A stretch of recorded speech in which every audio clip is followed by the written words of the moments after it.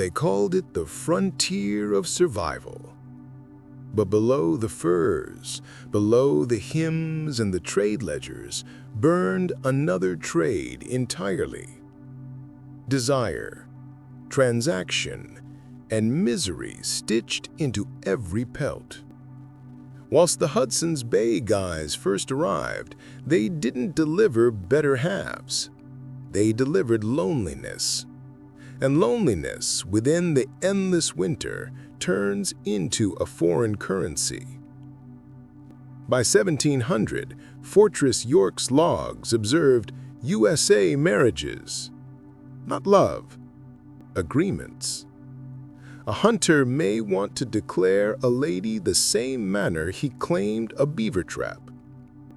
Registered, beneficial, and disposable. She'd cook dinner, sew his moccasins, heat his cot. And when the thaw came, he'd sail again to England, leaving her with a child whose poor skin was too faded for one world and too dark for the other. The investors called those youngsters bois brûlés, the burnt wooden ones, half fire, half ash.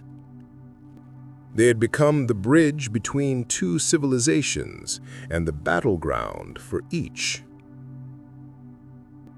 But not every camp followed rules.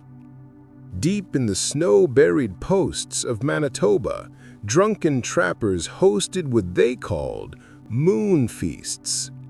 Naked bodies painted with ash and grease, howling underneath northern lightings, invoking spirits neither church nor crown dared to name. Missionaries wrote in terror. One confessed in 1753, "They couple like wolves and call it prayer." Yet those exacting monks recorded mystery baptisms, midnight confessions, and some took native brides of their own. By the 1800s, the fur trade had changed into an empire of skins, animal and human. Voyageurs carried more than pelts downriver. They carried the silence of the girls they left behind.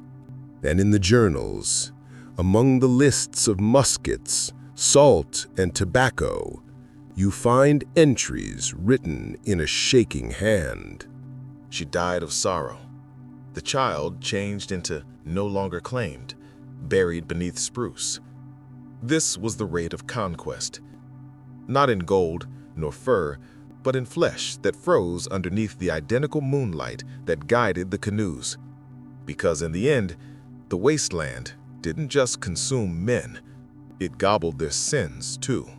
By way of 1810, the fur trade wasn't just an economy, it changed into an action.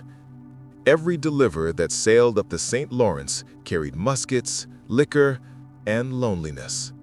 And each fortress in the wild carried whispers of the ladies who never again came home. They called them country wives, but the name was a lie. There were no vows, no papers, no witnesses. Ofek the man's promise, and promises rot quicker than flesh in the northern blood.